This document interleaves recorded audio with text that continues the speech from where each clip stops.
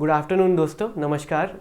मेरा नाम है ईशान फौजदार और ये हमारा पहला लेक्चर है हमारा वेस्टर्न पॉलिटिकल थॉट का। आप एग्ज़ाम वर्ड पे इस वीडियो को देख रहे हैं। अगर आप इस वीडियो को पसंद करते हैं तो ज़रूर इसे लाइक कीजिएगा और एग्ज़ाम वर्ड का हमारा टेलीग्राम चैनल भी है जिसे आपको ज़रूर से ज्वाइन कर लेना चाहिए। उस पर काफ़ी इंपॉर्टेंट अपडेट्स आएंगी, पेड कोर्सेज आएंगे। ये भी आपको जानना ज़रूरी है कि 1 जनवरी से पॉलिटिकल साइंस की जो है वो हमारी एक पेड कोर्स शुरू होगी, जिसे आपको अगर आप चाहें CUET के लिए तो आप उसे ज्वाइन कर सकते हैं। वेस्टर्न पॉलिटिकल थॉट से हम अपने इस कोर्स को शुरू कर रहे हैं। हमारा जो पहला लेक्चर आपने देखा होगा वो सिलेबस था, basic syllabus discussion. But now we will talk about the main structure, the main content of the syllabus. और मैंने सोचा कि वेस्टर्न पॉलिटिकल थॉट से शुरू करना इसीलिए ज़रूरी है क्योंकि जो पॉलिटिकल साइंस है, जो पॉलिटिक्स हम पढ़ते हैं, वो शुरू होती है हमारी वेस्टर्न पॉलिटिकल थॉट से।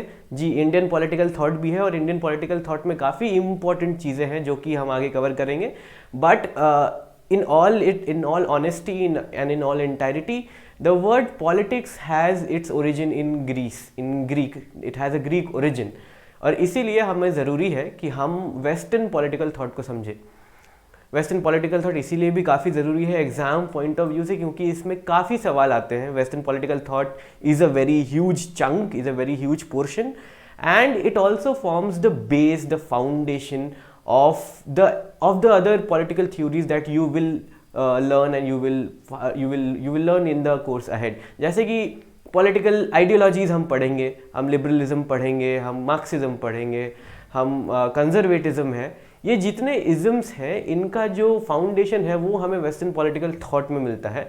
एंड देन हम जो आगे कॉन्सेप्ट्स भी पॉलिटिकल थ्योरी में पढ़ते हैं, लिबर्टी, इक्वालिटी, सिटीजनशिप, फ्रेटर्निटी, ये सारे जो कॉन्सेप्ट्स हैं इनका भी हमें जो फाउंडेशन है वो हमें मिलता है वेस्टर्न पॉलिटिकल थॉट में। अगर हम स्टेट का जो फाउंडेशन है, जो social the origins of the state है, वो हमें मिलते हैं वेस्टर्न पॉलिटिकल थॉट में, सोशल कॉन्ट्रैक्ट में, जो कि हम पढ़ेंगे। सोशल कॉन्ट्रैक्ट शुरू होता है ऑब्वियसली थॉमस हॉब्स से। तो इसीलिए वेस्टर्न पॉलिटिकल थॉट एक काफ़ी इंपॉर्टेंट सेगमेंट होता है जब भी हम पॉलिटिकल साइंस की बात करें। और CUET के लिए nonetheless it is a very very important portion, क्योंकि मेजर चंक ऑफ क्वेश्चंस आते हैं। और वेस्टर्न पॉलिटिकल थॉट हम कैसे पढ़ते हैं? We study western political thought through thinkers. और वो थिंकर्स शुरू कहाँ से होते हैं? अगर आप सिलेबस देखेंगे तो थिंकर्स हमारे शुरू होते हैं प्लेटो से। Plato, Aristotle, Machiavelli, Hobbes, Locke, Rousseau, Mill, Marx, Rawls, Hannah Arendt भी आती हैं। तो हम एक क्रोनोलॉजिकल ऑर्डर लेके चलते हैं, एक क्रोनोलॉजी में हम वेस्टर्न पॉलिटिकल थॉट को पढ़ते हैं। हम मार्क्स को पहले नहीं पढ़ेंगे क्योंकि मार्क्स जो है वो डायलेक्टिक्स की बात करेंगे, और डायलेक्टिक्स का जो शुरुआत होता है वो होता है सोक्रेटिस से। तो वेस्टर्न पॉलिटिकल थॉट जो है वो हमेशा, जब भी हम पॉलिटिकल फिलोसफी पढ़े, पॉलिटिकल थॉट पढ़े, it is very important that we go chronologically, क्योंकि जो थिंकर्स हैं वो अपने पुराने वाले वो अपने फोर फादर्स के थॉट पे बन के ही उनका थॉट आगे बनता है। हम पढ़ेंगे प्लेटो को। अगर आप सोक्रेटिस के बारे में नहीं जानते तो प्लेटो को पढ़ना बहुत मुश्किल हो जाएगा, क्योंकि सोक्रेटिस जो थे वो प्लेटो के टीचर थे। एरिस्टोटल को हम पढ़ेंगे, प्लेटो जो थे वो एरिस्टोटल के टीचर थे। तो हमको क्रोनोलॉजिकली पढ़ना है। We have to study the western political thought chronologically because we need a continuity, तभी समझ आएगा, वरना नहीं समझ आएगा। तो हम शुरू कर रहे हैं western political thought. I have already told you why it's very important, और बहुत ज़रूरी है कि हम अच्छे से समझें कि व्हाट डज इट इंटेल। अब अगर आप सिलेबस को देखेंगे तो वेस्टर्न पॉलिटिकल थॉट जो है वो शुरू होता है प्लेटो से। पर मैं उससे पहले आपको एक बैकग्राउंड देना चाहता हूँ कि वेस्टर्न पॉलिटिकल थॉट का जो ग्रीक जो शुरुआत है वो कहाँ से होती है? ग्रीस से हम शुरू करते हैं। और जैसे कि मैंने आपको बताया, जो शब्द है पॉलिटिक्स, ये जो शब्द है, ये वर्ड निकलता है ग्रीक शब्द से जो कि है polis, POLIS, which is a Greek word. And polis का मतलब क्या होता है? City states. बेसिक सा मतलब पॉलिटिक्स का ये हो गया कि ग्रीक के जो सिटी स्टेट्स के फंक्शनिंग थे, the administration and working of the city states of Greece were what actually termed the word politics। तो politics आप देख सकते हैं शुरू ही होता है ग्रीक से, जैसा कि मैंने आपको बताया पॉलिस।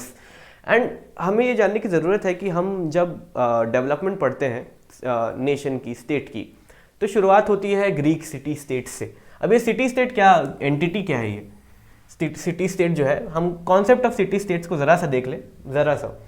नेशन का जो डेवलपमेंट होता है, हम जो आज नेशन स्टेट, आज हम जो टर्म यूज़ करते हैं वो है नेशन स्टेट। पर जब ग्रीक की हम बात करते हैं तो तब ना नेशन था ना स्टेट था, तब सिटी स्टेट्स हुआ करते थे। सिटी स्टेट्स क्या होते हैं?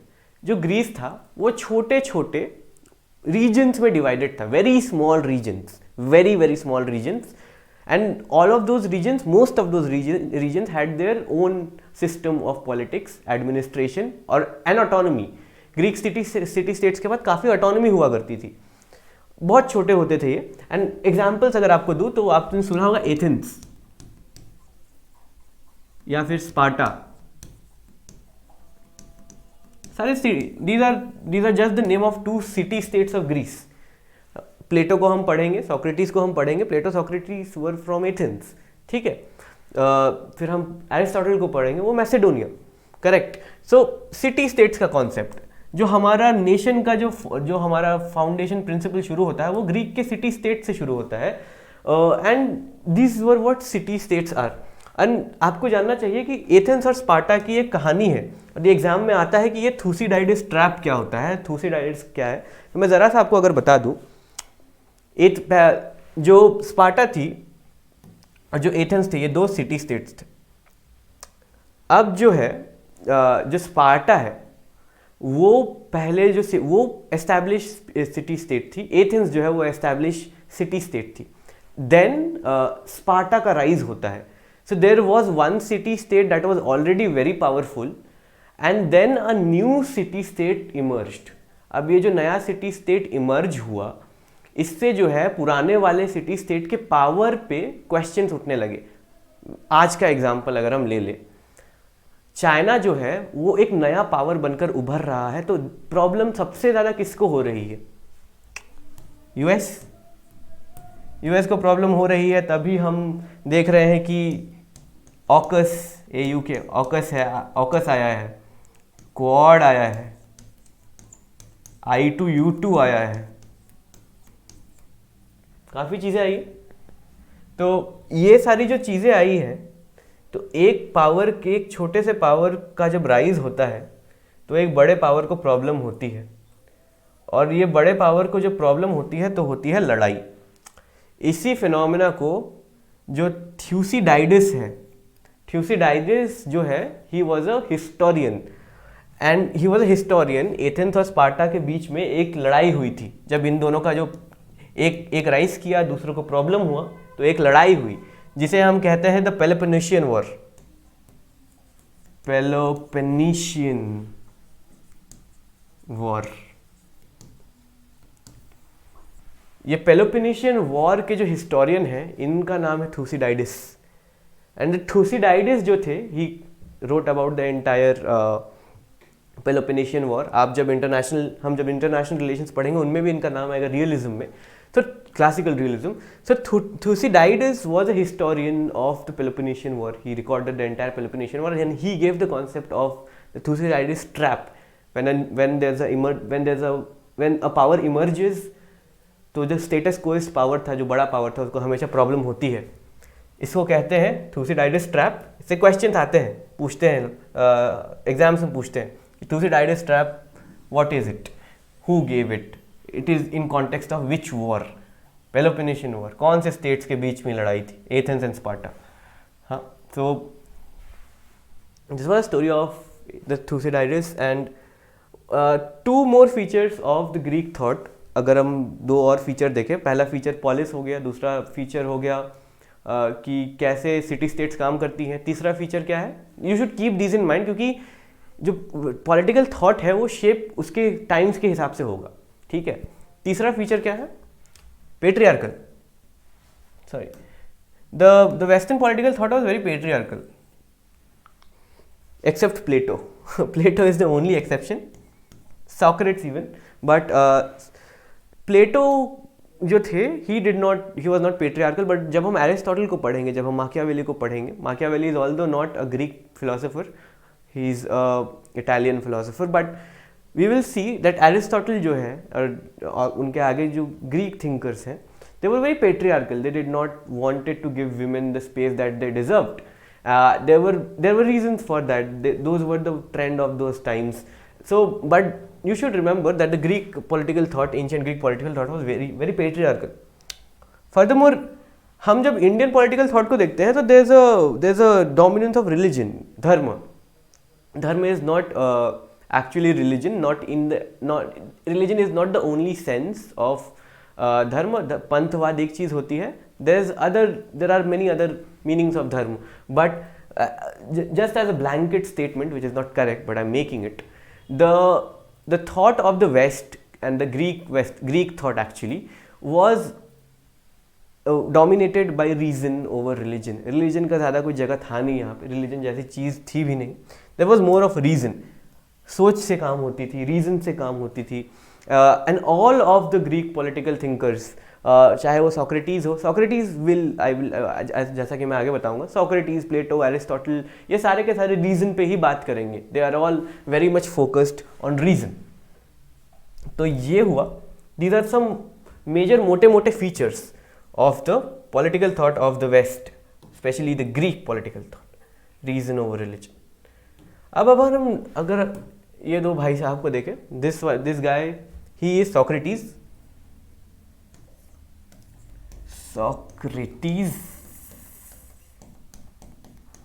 and this guy is Plato. इनकी कोई पिक्चर है नहीं, because understand they were like way before Christ. So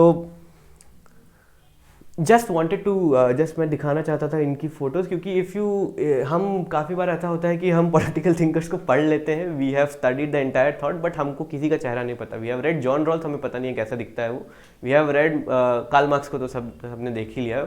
let's we read Hannah Arendt, हमें पता नहीं है वो कैसी दिखती है. सो it's pretty important to know the picture, know what they look like. Now जो हमारा सिलेबस है वो स्टार्ट होता है प्लेटो से, but I would want to take a step back and क्योंकि ये इंट्रोडक्टरी क्लास है, I do not want to make it very difficult and very dense, because Plato की जब हम बात करेंगे then the Plato's class will be dense, क्योंकि Plato में काफ़ी कुछ बताना है, क्योंकि Plato forms the foundation. But before Plato there was also a thinker whose name was Socrates, and it is important that we know about this person before we understand Plato.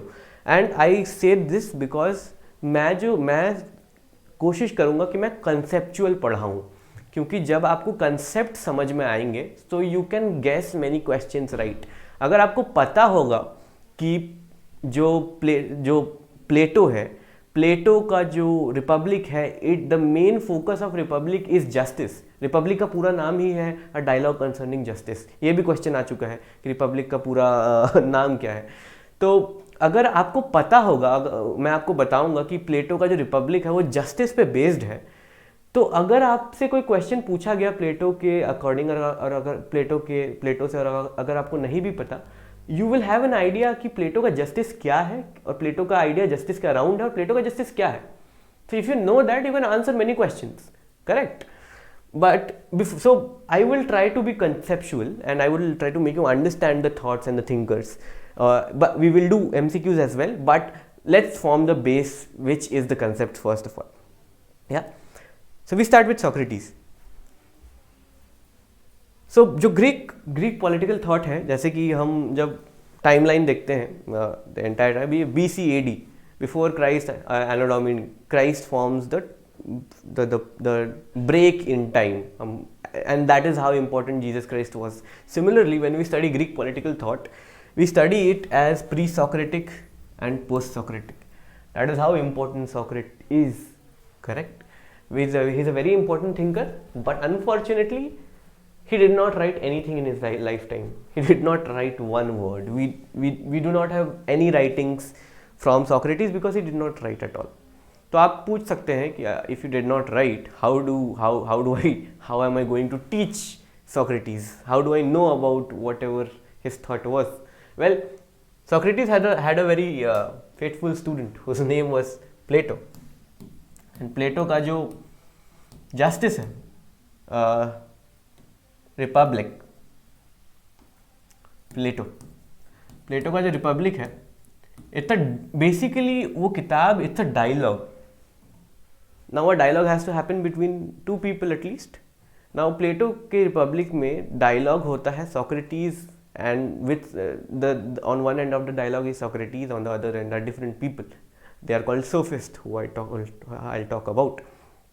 So Plato actually, through his political thought, he wrote and explained and emphasized about his teacher Socrates, and through Plato's dialogue we understand and we explain the teachings of Socrates, and that is also a reason I teach Socrates first, because when you are reading Socrates, you are essentially reading Plato. So that's also a very underrated and underlooked part of the syllabus. Correct? So that is how important Socrates is. Now, in the pre-Socratic thought, Socrates के पहले there were different things. There was Thales, there was Heraclitus, there was Pythagoras. There were different Pythagoras. Yeah, the same person who gave the Pythagorean theorem. He also has political thought, but we are not supposed to read the pre-Socratics. But I just want to tell you that the pre-Socratics actually wanted to inquire about the nature of universe. Pre-Socratics का जो field of study था, philosophy था, वो था nature of universe. Nature of universe as in how? There was a divide. I'll tell you how. Pre-Socratics में we can make a spectrum actually. ये दो extreme मान लेते हैं, and ये दो extreme मान है बीच वाला. सबसे इधर वाले जो एक्सट्रीम थे, नेचर ऑफ यूनिवर्स, ये कहते थे कि the nature of universe is change. Change is the only constant. Change is the nature of universe. Everything is ever changing. That is the universe. That is how the universe is. The other half said that stability is the nature of universe. Universe does not change at all. Change, whatever change we see, it is an illusion. Universe does not change. Universe is very stable. There is no chaos. That doesn't happen. बीच में जो थे वो बोलते थे कि the universe changes on the outside, but there is a core which is unchanging, which is there all the time. इधर आ जाते हैं हेराक्लिटस. हेराक्लिटस का एक बहुत ही फेमस सा लाइन है जो आपको जानना चाहिए. Heraclitus said that you cannot step in the same river twice. Why did he say it? Because he was for change. The argument is, once you step into the same river, the next time you step into it, things have already changed. The water that you stepped in has flowed away. There has been change in your legs. There has been change in your molecules. A lot of things have changed. There has been change in the rocks. The pattern of the rocks have changed. The water flow has changed. Heraclitus said that you cannot step in the same river twice. Stability में Thales वगैरह थे. They said that the universe is not ever changing. It is fixed. Pythagoras was the one who was in the middle. He said that Pythagoras का था ये था कि the universe may look ever changing, but there are few mathematical and metaphysical concepts which do not change. And mathematics से यही से आता है Pythagorean theorem. Now, ये जो चेंज वाले थे, इनको हम बड़े बड़े शब्दों में बिकमिंग स्कूल बोल देते हैं. बिकॉज चेंज का मतलब है यू बिकम समथिंग. एंड ये जो स्टेबिलिटी वाले हैं, इनको हम बोलते हैं मोटे मोटे शब्दों में the being school. Because they are for stability. They are being, they are not changing. And this is the great debate of western political thought. The becoming versus the being, the change versus stability. जब हम आगे अभी Socrates की बात करेंगे तो हमको पता चलेगा कि ये कैसे काम कर रहा है. But this debate, the becoming versus the being, you should remember it. Yeah this is the great debate of being versus becoming. Now, who was Socrates and why is he so important? Socrates was the teacher of Plato, and Socrates obviously had a lot to say, and I'll come to that now. We have talked about the pre-Socratic, and you should remember this. Now we are coming to Socrates and post-Socratic thought. Socrates का क्या? Question of ethics.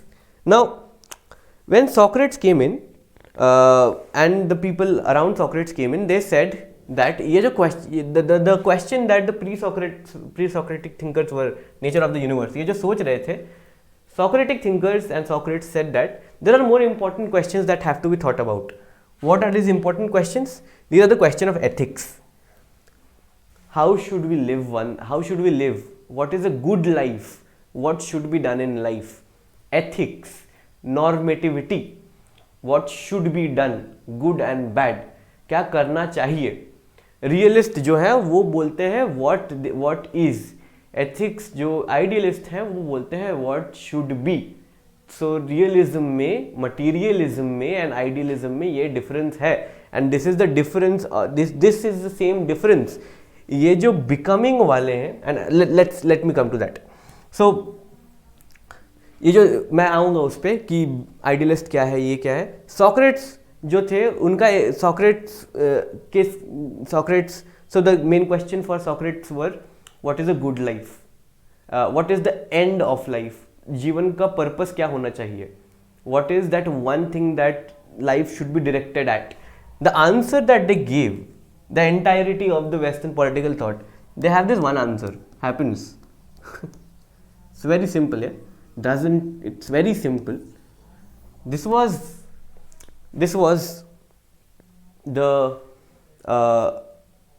this is the main pin that holds the entire Western thought together. What is a good life? What should be the end of life? What should the life be directed at? Happiness. Now, ये समझ गए हम कि happiness is the end of life. ठीक है? How do we attain it? Attain कैसे करें happiness को? Now this process of attainment is what we call virtue. VIRTUE. Virtue is how we attain happiness. And ये जो how we attain happiness का question है, what virtue should we have, यहां पे एक डिवीजन आता है. एक स्कूल था, एक सेक्ट के लोग थे सॉक्रेट्स के टाइम पे एथेंस में, who were called the sophists. SOPHISTS. ये जो थे ये टीचर्स थे बेसिकली. एथेंस में जो एजुकेशन थी वो प्राइवेटाइज थी. So these were basically teachers who roamed around Athens and other city states, and they taught the princes, they taught the people how to attain good life. ठीक है, how to attain good life. अब ये जो sophist हैं ये हमको बताएंगे how to attain good life.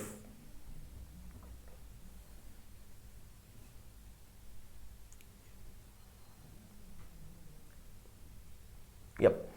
So we'll now have a debate and let's see who wins.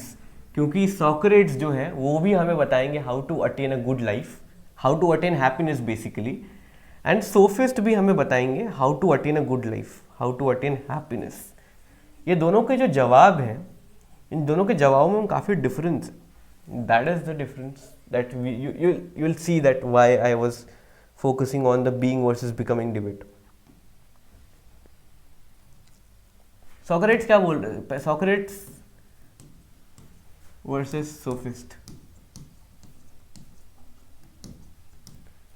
Sophist का डेफिनेशन क्या है? How to attain good life: power, pleasure, money, material pleasure, material wealth.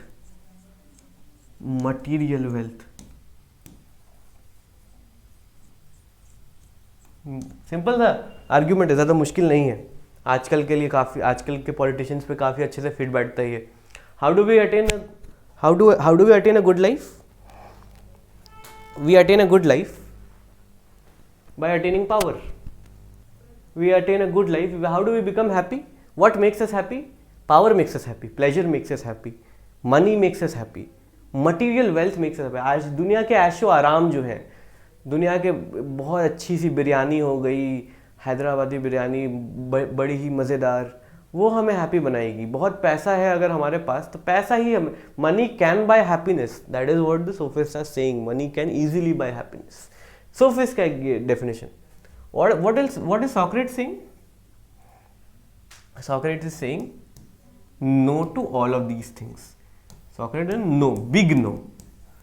Then what is Socrates' answer? Socrates' answer is knowledge.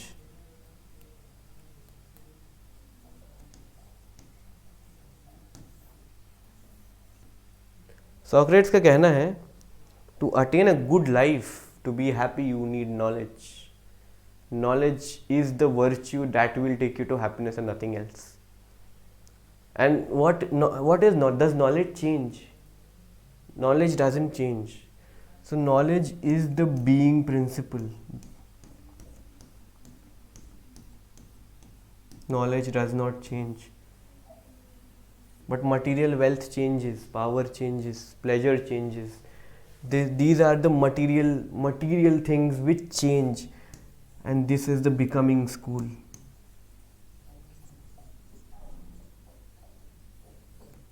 So जो becoming school है, the sophists जो है, they derive from the becoming school. They say that the things that are changing are actually the world. The nature of the universe is the changing things, the material things. Therefore, the material things are that what make us happy. जो nature, universe का nature है, वही तो हमें happy बनाएगा, correct. But जो Socrates है वो हमें कह रहे हैं कि जी नहीं, Socrates is driving from the being school. And Socrates जो हमें कह रहे हैं वो ये कह रहे हैं कि the universe is not ever changing, it is constant, it is stable. And अगर stability है, and the basic foundation of the stability of universe is knowledge, ठीक है, तो knowledge हमें happy बनाएगा, knowledge हमें happiness की तरफ लेके जाएगा, the means to a good life, the virtue that we need, जो हमें चाहिए अच्छी ज़िंदगी के लिए, खुशहाली के लिए, वो हमें पैसे पावर नहीं चाहिए, हमें चाहिए knowledge। इसीलिए हम सॉक्रेट्स को आइडियलिस्ट कहते हैं। ही काफ़ी आइडियलिस्ट का मतलब क्या होता है? आइडियलिस्ट को अगर हम तोड़ दें तो आइडियल निकलेगा। आइडियल सिचुएशन, एक आइडियल सा सिचुएशन है, बहुत अच्छा सिचुएशन है सॉक्रेट्स जो कह रहे हैं। सॉक्रेट्स को हम आइडियलिस्ट कहते हैं, सोफिस्ट को हम मटीरियलिस्ट कहते हैं। और जो हमारे पास आज जो आइडियलिस्ट वर्सेस मटीरियलिस्ट वाला डिबेट है ना, आइडियलिज्म चाहिए या मटीरियलिज्म चाहिए, कैन मनी बाय हैप्पीनेस और can money not buy happiness, ये आज से शुरू नहीं हुई। ग्रीक पॉलिटिकल थॉट में इसका इंसेप्शन है, इसकी जो फाउंडेशन है वो सॉक्रेट्स पे है, सॉक्रेट्स के टाइम से है। That is why we have a divide between knowledge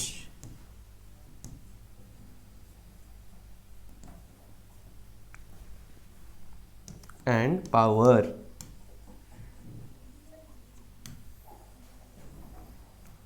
correct. अगर इतना समझ आया हो तो सॉक्रेट्स का थॉट अब समझ में आना ज़्यादा मुश्किल नहीं होगा। क्वेश्चन ऑफ एथिक्स मैंने आपको बता दिया, वर्च्यू बता दिया। अब हमें मेजर सॉक्रेट्स के जो मेजर टेक अवेज हैं अब हमें समझ आएंगे।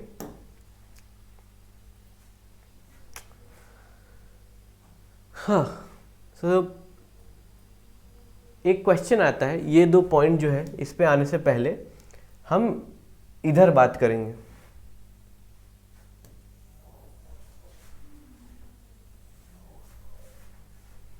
अब सॉक्रेट्स ने कहा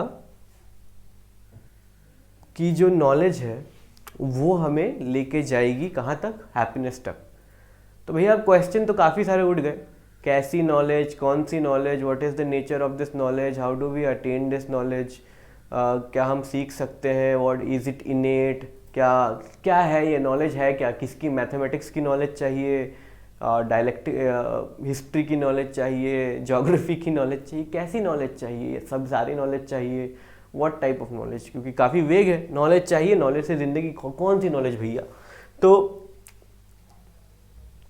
अब हम बात करेंगे नॉलेज की, और एक शब्द है जो आपको याद कर लेना चाहिए, एपिस्टेमोलॉजी। एपिस्टेमोलॉजी क्या है? एपिस्टेमोलॉजी को तोड़ देंगे तो यहाँ पे एपिस्टेम नाम का एक ये निकलेगा। एपिस्टेम मतलब होता है knowledge. Epistemology is the philosophical school, philosophical way. Basically अगर हम सीधे शब्दों में इसके लिखते हैं, how do we know that we know something, how do we attain knowledge, how do, knowledge का जो नेचर है, हम उस नॉलेज का नेचर क्या है and how do we attain it. तो जब हम नॉलेज पे बात करना शुरू करते हैं then we talk about epistemology. इस शब्द को, ये शब्द याद कर लीजिए, ये बहुत इंपॉर्टेंट है एग्जाम के point of view and generally for general point of. Epistemology, the study of knowledge. अब स्टडी करते हैं नॉलेज को, क्या बोलते हैं प्लेटो नॉलेज के बारे में? प्लेटो कहते हैं, प्लेटो बोल रहे, सोक्रेटिस कहते हैं कि नॉलेज दो प्रकार का होता है।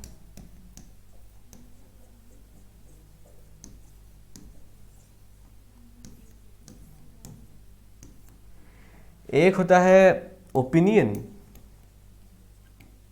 और एक होता है concept. Now according to Socrates, असली जो नॉलेज है ना, वो कॉन्सेप्ट की नॉलेज है। कॉन्सेप्ट की नॉलेज है, क्या मतलब इसका? ऐसे समझिए, अकॉर्डिंग टू सोक्रेटिस बोलते हैं कि हम नॉलेज जो है वो सीख नहीं सकते। सीखी हुई चीज़ है वो नॉलेज नहीं है। जो हमें हिस्ट्री में हम अगर फैक्ट्स रट लेते हैं, या हम डेफिनेशन याद कर लेते हैं स्टेट का, हम डेफिनेशन याद कर लेते हैं नेशन का, हम पॉलिटिक्स का डेफिनेशन याद कर लेते हैं, ये नॉलेज नहीं है। Knowledge is not spoon feeding according to Socrates. तो क्या है फिर नॉलेज? नॉलेज जो है वो हमारे अंदर पहले से है। We already have the knowledge that we need. ज़रूरत क्या है, हम उस नॉलेज को अटेन कैसे करें? उस नॉलेज को अटेन करते हैं हम डायलेक्टिक्स के थ्रू। भैया डायलेक्टिक्स क्या है? नए नए शब्द आ रहे हैं। डायलेक्टिक्स, ये शब्द याद कर लीजिए। हेगल भी इसे यूज़ करेगा, मार्क्स भी इसे यूज़ करेंगे। क्या होता है डायलेक्टिक्स का मतलब? सोक्रेट्स का एक पर्टिकुलर मेथड था पढ़ाने का। सोक्रेट्स पढ़ाते थे, टीचर थे प्लेटो के। सोक्रेट्स पढ़ाते कैसे थे? कहानी सुनाता। सोक्रेट्स से रिलेटेड ही एक कहानी है, डायलॉग्स में ही है प्लेटो के। सोक्रेट्स एक बार एक गाय, जो ग्वाला होता है, उससे बात कर रहा था। उस ग्वाले के पास आज तक उसने पूरी ज़िंदगी में कोई पढ़ाई नहीं की थी, उसे कुछ नहीं पता था, मैथ्स वगैरह कुछ नहीं। अब जो सोक्रेट्स का एक स्टूडेंट था, वो सोक्रेट्स से बात कर रहा था कि ये क्या कॉन्सेप्ट क्या होता है। अगर हम कुछ सीखेंगे ही नहीं तो हमको पता कैसे चलेगा कि क्या है क्या नहीं है। मतलब बड़ा सिंपल सा क्वेश्चन है। अगर मैं आपसे पूछूं कि तुम्हारे अंदर ही पाइथागोरस थ्योरम है, बस तुम्हें पता नहीं है कि तुम्हारे अंदर है, तो आपको कैसा लगेगा? हम तो मैथ्स किताब एनसीईआरटी देख के ही पाइथागोरस थ्योरम पढ़े हैं, तो हमें वैसे ही पता है। लेकिन सोक्रेट्स कहता है कि आओ दिखाता हूँ। सोक्रेट्स उस ग्वाले के पास जाता है और उस ग्वाले को कुछ नहीं पता है मैथ्स के बारे में, लेकिन सोक्रेट्स उससे लाइन ऑफ क्वेश्चनिंग, एक बातचीत शुरू करता है। डायलेक्टिक्स जो है, ये बातचीत के मेथड को, जब आप मान लो मैं आपसे बात कर रहा हूँ पॉलिटिक्स पे, आप मैं आपसे पूछता हूँ कि क्या होता है पॉलिटिक्स बताओ, आप कहते हैं कि ये सिटी स्टेट होता है, ये सिटी स्टेट का एडमिनिस्ट्रेशन होता है। तो फिर क्यों होता है ये सिटी स्टेट के एडमिनिस्ट्रेशन को ही पॉलिटिक्स क्यों बोला गया है? तो फिर आपको लगेगा कि हाँ ये क्वेश्चन तो आया ही नहीं दिमाग में। Dialectics is a method of questioning, ठीक है। सोक्रेट्स जो थे वो उस ग्वाले से बात करना शुरू करता है, और उस ग्वाले से बात करते करते वो उस ग्वाले से ऐसे ऐसे सवाल पूछता है कि after a point of time, after that conversation, वो ग्वाला खुद ही पाइथागोरस थ्योरम बताता है। A square B square C square, जो हम मैथ्स में पढ़े थे, राइट एंगल ट्राइंगल वाला Pythagoras theorem. Hypotenuse square is equal to base square length square, ये जो है, वो जो ग्वाला है, he himself tells the hypotenuse Pythagoras theorem. Mind you, उसने ज़िंदगी में कभी मैथ्स की पढ़ाई नहीं की थी, बट सोक्रेट्स के इस डायलेक्टिकल मेथड ऑफ क्वेश्चनिंग से, डायलेक्टिकल मेथड से उसके अंदर पहले से था, उसे पता था कि उसे पता था कि ये होता है, हमारे सबको पता है कि ऐसा कुछ है, हम उसे बाहर नहीं ला पाते। लेकिन बाहर लाने का क्या तरीका है, हमें एक ऐसा टीचर चाहिए जो कि हमसे सवाल पूछे, हमें जवाब ना बताए, और हमसे ऐसा नहीं कि ऐसे रैंडमली सवाल पूछ रहे। There is a particular way of asking the questions in a dialectical method, और इस जब मेथड को हम फॉलो करते हैं तो हमारे अंदर का जो कॉन्सेप्ट है वो निकल के बाहर आता है। पाइथागोरियन थ्योरम का कॉन्सेप्ट जो है हमारे अंदर है, we need to get it out by the way of dialectics. We can not learn it from out, बाहर से पढ़ लिया तो वो कॉन्सेप्ट नहीं हुआ। कॉन्सेप्ट वाला जो ये कंसेप्चुअल नॉलेज की बात जो कर रहे हैं सोक्रेटिस, ये हम सीखी नहीं जा सकती, ये बाहर निकाली जा सकती है, because it is already within ourselves. This is the nature of knowledge, the epistemology of knowledge that Socrates is talking about. Concept. और वो एक और था ओपिनियन। ओपिनियन वही हो गया, हम जो बाहर से सुन के अपना ओपिनियन बना लेते हैं, बाहर से जो नॉलेज आई हमारे पास, हम सोचते हैं यही नॉलेज है, that is opinion. This is not true knowledge according to Socrates, this is just an illusion. जब हम एरिस्टोटल पढ़ेंगे या प्लेटो पढ़ेंगे तब एक वर्ड आएगा डॉक्सा। डॉक्सा का मतलब यही होता है, it's an opinion which is not actual knowledge। और आजकल के काफ़ी जो ओपिनियंस हम बनाते हैं which is misguided, जो फैक्चुअल बेसिस पे ना बनाओ, उसको डॉक्सा कहा जा सकता है। करेक्ट, डॉक्सा याद रखिएगा, डॉक्सा शब्द यूज होता है एग्जाम में, और ये यूज होता है प्लेटो के साथ। अब ये हो गया, नेचर ऑफ नॉलेज पता चल गई, डायलेक्टिक्स पता चल गई। अब हम सवाल पूछते हैं सोक्रेटिस से, हम एक सवाल पूछ सकते हैं कि भैया आपको इतना कैसे पता, how do you know that you have knowledge, how do you know that. फिर से एपिस्टेमोलॉजिकल क्वेश्चन है, नॉलेज पे जब भी क्वेश्चन आ जाए वो एपिस्टेम का क्वेश्चन है, ठीक है। फिर हम एपिस्टेमोलॉजी ऑफ नॉलेज पे जाएंगे, ये तो एपिस्टेमोलॉजी ऑफ नॉलेज, फिर हमको एपिस्टेमोलॉजी पे जाना पड़ेगा। सोक्रेटिस से पूछा जाता है कैसे आपको पता है कि आपके पास नॉलेज है, the answer he gives is neither know not think that I know. Socrates का एक बहुत फेमस लाइन है,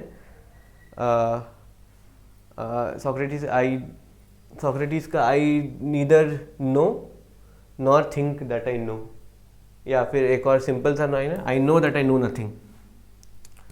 I know that I know nothing। भाई ये तो बोल दिया इन्होंने, इसका मतलब क्या हुआ? इसका मतलब ये हुआ कि जब तक आप इग्नोरेंस प्लीड नहीं करेंगे, आपको पता नहीं चलेगा, आपको नॉलेज प्राप्त नहीं होगी। एग्जाम्पल,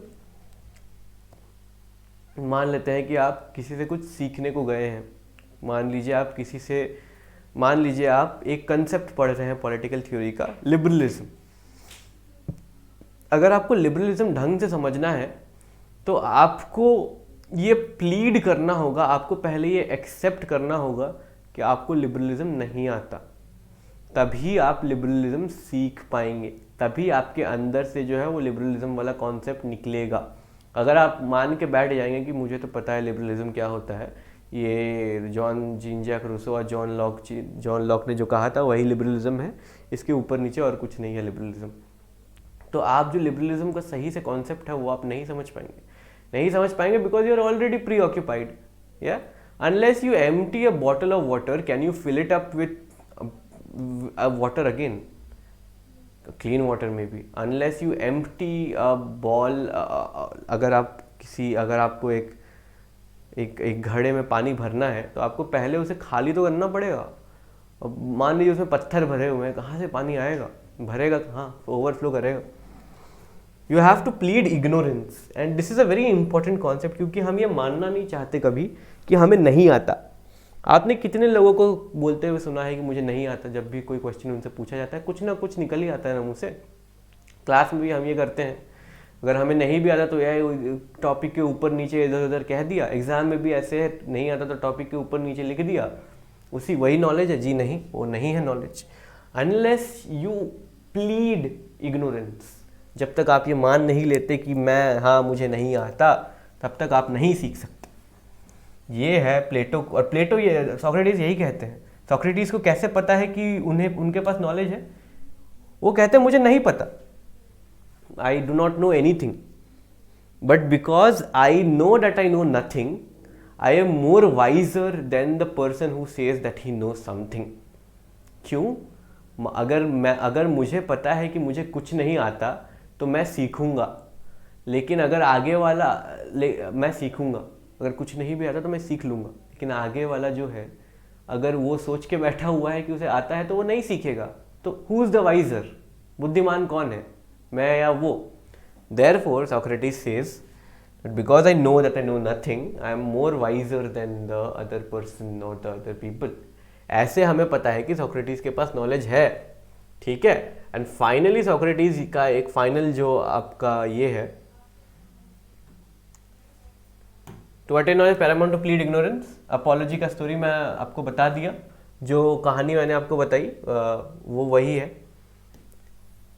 कहानी। ये वाली कहानी, अपोलॉजी वाली कहानी ये है कि एक इंसान आता है, वो सोक्रेटिस को बोलता है you are the wisest person in Athens. Socrates बोलते हैं no, I know that I know nothing. वो ही से सोक्रेटिस कहते हैं कि मैं जा रहा हूँ किसी और wise, I will find a person who is visor than me, ठीक है।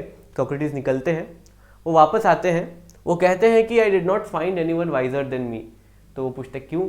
तो सोक्रेटिस कहते हैं because I know that I know nothing, therefore I am visor then them all. क्योंकि सिर्फ सोक्रेटिस ही प्लीड करते हैं इग्नोरेंस, एंड ये छोटा मोटा इग्नोरेंस नहीं है, I know that I know nothing, ठीक है। इतना बड़ा थिंकर बोल रहा है, सोक्रेटिस बोल रहे हैं, ये प्लेटो के शिक्षक हैं ये। अब प्लेटो जो है वो टीचर बनते हैं एरिस्टोटल के। एरिस्टोटल जो है उनके बदौलत हमारे पास आज फंक्शनल डिफरेंशिएशन है। बायोलॉजी या किसी भी सब्जेक्ट में हम जो कैटेगराइजेशन डिफरेंशिएशन करते हैं वो एरिस्टोटल के वजह से ही है। एरिस्टोटल ने 158 कॉन्स्टिट्यूशन को स्टडी किया था उस इंसान ने। एरिस्टोटल का जो घर था उसे होम ऑफ द रीडर कहते थे प्लेटो, इतनी किताबें थी एरिस्टोटल के पास। एरिस्टोटल के शिष्य, एरिस्टोटल के टीचर बोल रहे हैं ये सोक्रेटिस। तो ये बहुत बहुत इम्पॉर्टेंट इंसान है, ये बहुत ही ज़्यादा इम्पॉर्टेंट। अगर सोक्रेटिस नहीं होते तो वेस्टर्न पॉलिटिकल थॉट का डेवलपमेंट कहाँ से शुरू होता? क्योंकि डायलेक्टिकल मेथड से ही सब शुरू हो रहा है, यहाँ से ही एपिस्टेमोलॉजी ऑफ नॉलेज भी यहीं आ रही है, बीइंग वर्सेस बिकमिंग वाला डिबेट भी यही आ रहा है, ओपिनियन और कॉन्सेप्ट जो है, ये कॉन्सेप्ट वाला जो कॉन्सेप्ट है उसे प्लेटो फिर यूज़ करेंगे अपने थ्योरी ऑफ आइडियाज़ को डेवलप करने के लिए। तो कहाँ से आता है ये सब अगर सोक्रेटिस नहीं होते? और जब इतना बड़ा इंसान कह रहा है कि आई know that I know nothing, तो हमें तो वैसे ही कुछ नहीं आता, हमें तो सच में कुछ नहीं आता। ये तो इनका it's also a mark of humility, plead करना कि हमें कुछ नहीं आता। So it's also a teaching. देखिए सिर्फ पढ़ने के लिए ना पढ़िए, जब हम सोक्रेटिस और प्लेटो को पढ़ते हैं तो हमें काफ़ी ऐसी चीज़ें जानने को मिलती हैं जो हम अपनी ज़िंदगी में उतार सकते हैं। एक चीज़ होती है डनिंग क्रूगर इफेक्ट, साइकोलॉजी में होती है डनिंग क्रूगर इफेक्ट। क्या होती है ये? मैं थोड़ा सा टॉपिक से डाइग्रेस कर रहा हूँ, पर it's a good digression. Dunning Kruger effect क्या होता है कि जब जो ये अकॉर्डिंग टू दिस इफेक्ट, जो लोग ज़्यादा पढ़े लिखे होते हैं, the people who are more educated, who are more wise, they are under confident. और जो लोग जिनको कुछ नहीं आता वो काफ़ी कॉन्फिडेंट होते हैं, वो बिल्कुल खाली घड़ा बहुत आवाज़ करता है। The same idiom is explain करता है, इट्स अ साइकोलॉजिकल फिनोमिना। तो ज़्यादा तो हमें डनिंग क्रूगर इफेक्ट को समझना चाहिए। इट इज़ नॉट इम्पॉर्टेंट कि अगर एक इंसान बहुत बोल रहा है तो उसे काफ़ी आता है। शेक्सपियर के लाइन्स है, have more than you show, speak less than you know. तो एक इंटेलेक्चुअल ह्यूमिलिटी होनी चाहिए, और जब तक हमें ह्यूमिलिटी नहीं होगी, इंटेलेक्चुअल ह्यूमिलिटी नहीं होगी, जब तक हम ये एक्सेप्ट नहीं करेंगे कि वी नो नथिंग, तब तक नॉलेज नहीं मिलेगा, कुछ भी कर लो नहीं मिलेगा, ठीक है। फाइनली एक और जो टेक अवे है सोक्रेटिस का, वो ये है कि अगर हमारे पास सच में नॉलेज आ गया थ्रू डायलेक्टिक्स, अगर हम if we actually understand what is ethically wrong and what is ethically right, तो हम उसी चीज को चुनेंगे जो कि राइट होगा. वी विल अगर if we know, if we have gained knowledge, proper concept वाला knowledge, and if we know what is ethically wrong and ethically right, तो हम हमेशा ethically correct चीज़ ही चुनेंगे. ऐसा हो ही नहीं सकता कि हम incorrect चीज़ चुने, given the fact that we have that knowledge. ये वाला important है, इसे याद रखिएगा point, क्योंकि ये प्लेटो का criticism बनेगा.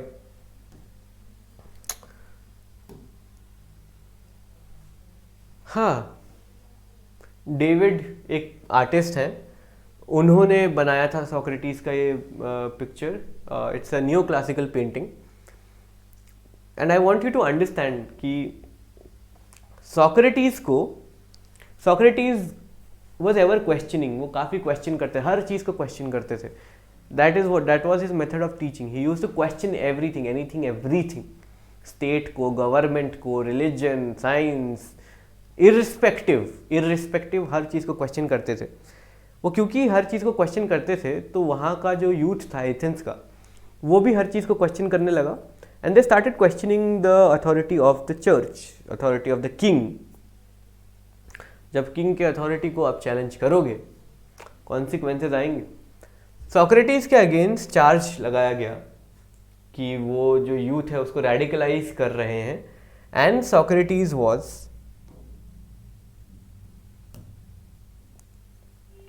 given the death sentence.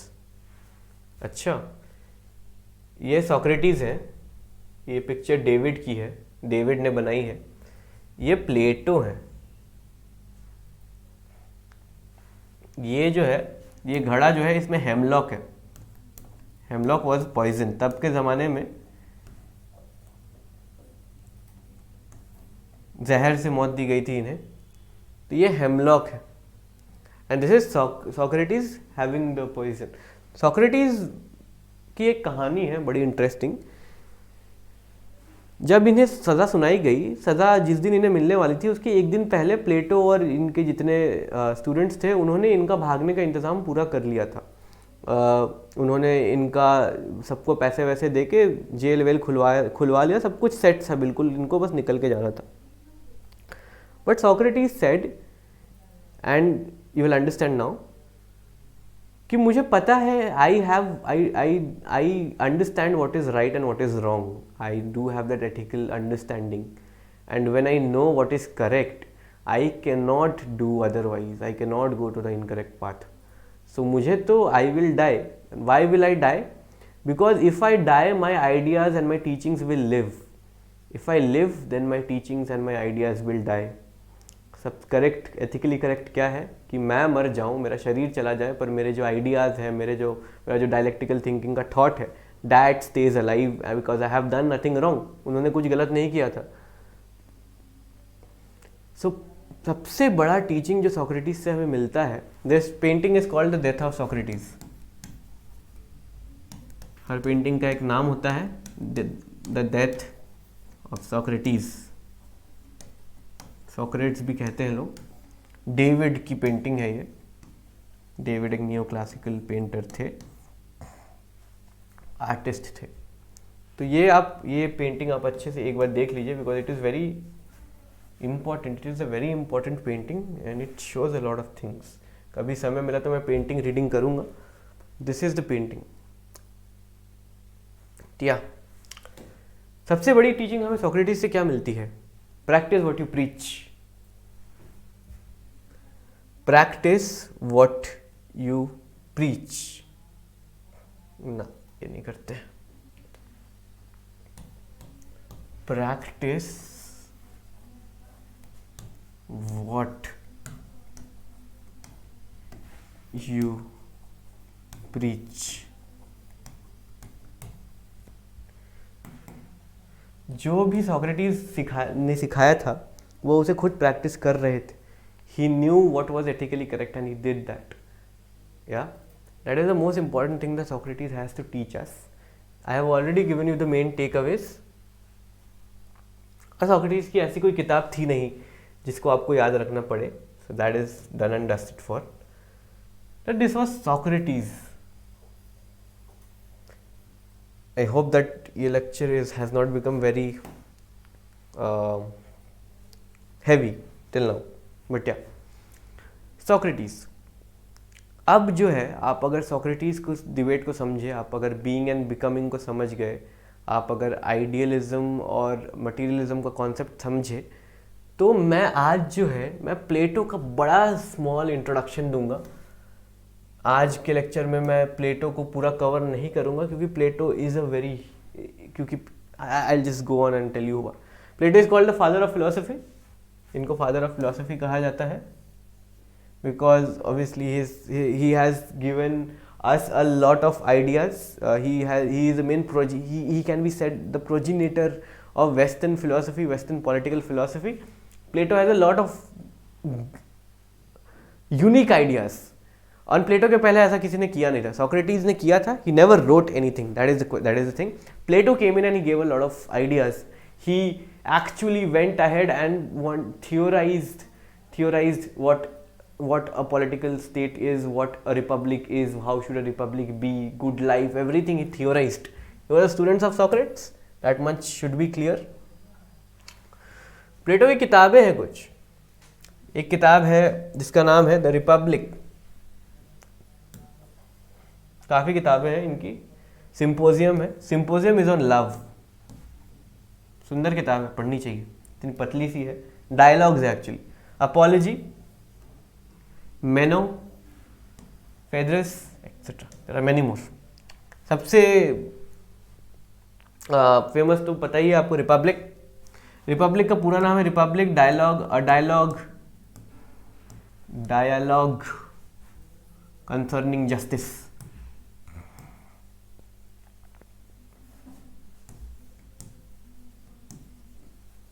Dialogue concerning justice question आया था एक बार कि रिपब्लिक का पूरा नाम क्या है। एंड यू वुड अंडरस्टैंड कि प्लेटो का जो पूरा का पूरा रिपब्लिक है, it revolves around the idea of justice. क्या जस्ट है, क्या अनजस्ट है, एक जस्ट स्टेट में क्या होना चाहिए, एक रिपब्लिक को कैसे फंक्शन करना चाहिए, रिपब्लिक में क्या है सही है, क्या गलत है। नॉर्मेटिव थिंकर्स है ये, आपको ये समझना ज़रूरी है। प्लेटो, एरिस्टोटल उतने नॉर्मेटिव नहीं है, but Plato and Socrates they form a normative, they give us a moral compass. एक क्रिटिसिज्म आता है प्लेटो और सोक्रेटिस के अंदर कि ये बड़े आइडियलिस्ट हैं, ये जो कहते हैं वो कभी हो नहीं सकता, बड़ा आइडियल बातें करते हैं ये सारे। भैया क्यों इंपॉर्टेंट है इन्हें हमें आइडियल बात करना? क्योंकि हमारा जो मॉरल कंपस है, हमें एक छड़ी चाहिए मापने के लिए, करेक्ट। और उस छड़ी में एक एंड होगा आइडियलिज्म का, एक एंड होगा प्रैग्मेटिज्म का, प्रैक्टिकलिटी का। ये अगर प्रैक्टिकल है, ये अगर आइडियल है, तो भैया हमें डिसाइड तो करना चाहिए, हमें ये पॉइंट्स तो चाहिए। अगर हमारे पास पॉइंट्स ही नहीं होंगे तो हम ये स्केल बनाएंगे कैसे? Aristotle, Plato and Socrates form the extreme point of the ideal and pragmatic spectrum. Pragmatic मतलब practical. तो ये जो criticism है ये कुछ हद तक डाइल्यूट हो जाता है, क्योंकि अगर हमें कोई बताएगा ही नहीं कि आइडियल होता क्या है, तो आइडियलिज्म की तरफ बढ़ेंगे कैसे? वो एक्सट्रीम पॉइंट बनेगा कैसे? वो पॉइंट अगर बना नहीं तो वो स्केल कैसे काम करेगा? एंड हमेशा थिंक इन कॉन्टिनम, हमेशा स्केल पे सोचिए। ऐसा नहीं है, ऐसे ये सोचना बिल्कुल गलत है कि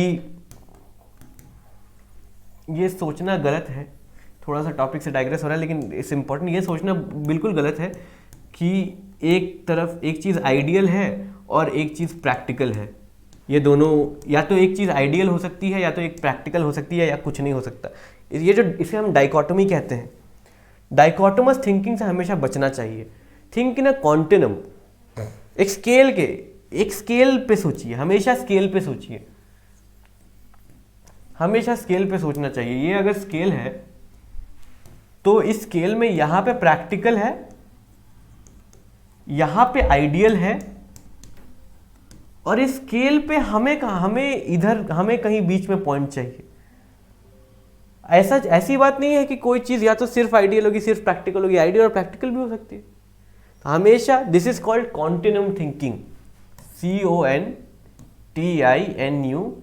CONTINUMN, कॉन्टिनम में सोचना। Do not think in dichotomy. Social science का एक प्रिंसिपल, यही एक बहुत बड़ा प्रिंसिपल है, जब आप मास्टर्स करेंगे तो आपको बताया जाएगा जनरली हमें डाइकोटोमस थिंकिंग से बचना चाहिए, या तो अच्छा बुरा, सही गलत, या तो ये अच्छा हो सकता है या बुरा हो सकता है। क्यों? 70-30 नहीं हो सकता, सबके अंदर राम रावण दोनों हैं। तो डाइकोटोमस थिंकिंग मत, dichotomous thinking can be very dangerous. ठीक है, पोस्ट स्ट्रक्चर जब हम ये पढ़ेंगे, इंटरनेशनल रिलेशंस पढ़ेंगे, उसमें पोस्ट स्ट्रक्चरलिज्म आएगा। पोस्ट स्ट्रक्चरलिस्ट जो हैं वो इस डाइकोटोमीज को तोड़ देते हैं। ये जितने डाइकोटोमी है, dark brown, dark white black, wrong right, good bad, ये पोस्ट स्ट्रक्चरलिस्ट ये डाइकोटोमीज को तोड़ देते हैं। जैसे क्वेश्चन एवरीथिंग, सब चीज़ को क्वेश्चन करो, हर चीज़ को कॉन्टिन्यूम में सोचो। मुश्किल होगा लेकिन this is the way to go. ठीक है, तो इसीलिए आपको प्लेटो को और सोक्रेटिस को पढ़ना चाहिए, क्योंकि भले ही दे आर आइडियल, पक्का आइडियल है ये, it's a very ideal situation. ये नॉलेज वाला जो पूरा कॉन्सेप्ट था, ये ज़रूरी नहीं है कि हम सब अटेन कर लेंगे, बट हमें उस तरफ बढ़ना तो चाहिए। करेक्ट। हाँ, अब प्लेटो क्यों इंपॉर्टेंट है? प्लेटो इंपॉर्टेंट इसीलिए है क्योंकि he was one of the first to give various theory. बहुत सारे थ्योरीज है प्लेटो के। थ्योरी ऑफ आइडियाज से शुरू होता है, theory of justice, education, communism, ideas से ही सब शुरू होता है। यहीं पे एलिगरी ऑफ केव आएगा, जो अगर देखता हूँ आज बताऊँ या कल, एलिगरी ऑफ केव, क्योंकि ये हैवी थोड़ा सा, प्लेटो का जो थ्योरी ऑफ आइडियाज़ है वो थोड़ा सा हैवी है। अगर आइडियाज़ को समझ लेंगे तो उसके बाद जस्टिस वगैरह समझ आ जाएगा, लेकिन आइडियाज़ को ही समझना मुश्किल होता है प्लेटो का, क्योंकि इसे हम सोचने लगते हैं, लेकिन ये सोचने वाली चीज़ है नहीं, इसे एक्सेप्ट करना पड़ता है। तो प्लेटो का जो idea, theory of allegory of cave है, वो मैं बताऊंगा। प्लेटो पहले थिंकर थे जिन्होंने हर चीज़ को क्वांटिफाई, थ्योराइज करने की कोशिश की। प्लेटो ने ये थ्योराइज करने की कोशिश की कि आइडियाज़ का ओरिजिन क्या होता है, कितने टाइप के आइडियाज़ होते हैं। प्लेटो ने ये थ्योराइज करने की कोशिश की कि जस्टिस का नेचर क्या होता है, क्या जस्ट होता है, क्या अनजस्ट होता है, एजुकेशन कैसे मिलनी चाहिए। ये कम्युनिज्म का थ्योरी सबसे पहले प्लेटो का आता है, इस फर्स्ट कम्युनिज्म भी बोला जाता है प्लेटो को। तो ये सारी चीज़ें हैं, इसीलिए प्लेटो इम्पोर्टेंट हो जाते हैं हमारे लिए। ये प्लेटो का बड़ा छोटा सा मैंने इंट्रोडक्शन दिया है। आइडियाज़, जस्टिस, एजुकेशन, कम्युनिज्म, ये चारों प्लेटोज की जो थ्योरी है, इसे अलग अलग नहीं समझना है, इसे हम साथ में समझेंगे। साथ में समझेंगे तो इंटरकनेक्शन बैठेगा, और जब इंटरकनेक्शन हम कर पाएंगे तब हमें अच्छे से समझ में आएगा कि चक्कर क्या है, कि कैसे कैसे हो रहा है सब कुछ। प्लेटो, कुछ चीज़ें जो आपको याद रखनी चाहिए, ये भी याद रखिए कि प्लेटो भी एथेंस के थे। ठीक है, प्लेटो की ये भी याद रखिए कि प्लेटो एक स्कूल है जिसे हम एरिस्टोटल की स्कूल को हम अकेडमी बोलते हैं ना, प्लेटो के स्कूल को अकेडमी बोलते हैं। एरिस्टोटल के स्कूल का दूसरा नाम है। प्लेटो का ही एक स्कूल है जिसे हम अकेडमी भी कहते हैं। तो प्लेटो ने काफ़ी कुछ किया, काफ़ी थ्योरीज है प्लेटो के, जो कि मैं अभी बताऊंगा आपको। आज इस वीडियो में तो नहीं बताऊंगा, क्योंकि ये सारी थ्योरीज को एक क्लास में समझना ज़रूरी है, क्योंकि अगर इस सारी थ्योरीज को एक साथ नहीं समझा जाए तो फिर इंटरलिंकिंग में प्रॉब्लम होगी। तो जस्टिस हो गया, एजुकेशन हो गया, कम्युनिज्म हो गया, इन चीज़ों को समझेंगे। प्लेटो की जो प्लेटो का जो इंस्टीट्यूशन था, उसका नाम मुझे सही से याद नहीं आ रहा।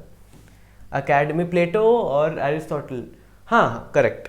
प्लेटो की जो अकेडमी थी उसका नाम अकेडमी था। एरिस्टोटल की जो अकेडमी थी उसका नाम लाइकियम था।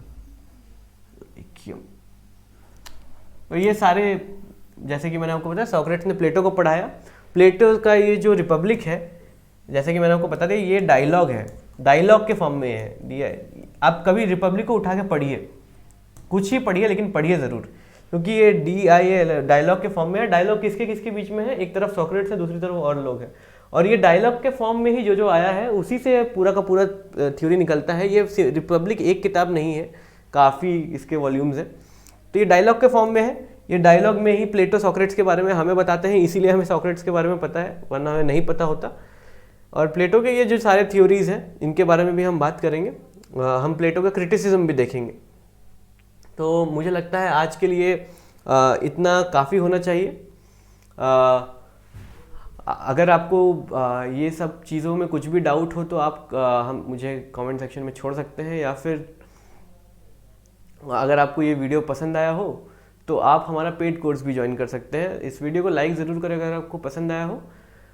कल मैं अपने अगले लेक्चर में प्लेटो को डील करूँगा स्पेसिफिकली। एक क्लास पूरी लगेगी प्लेटो को डील करने में, जो कि लंबी होगी because Plato has a lot of things to से।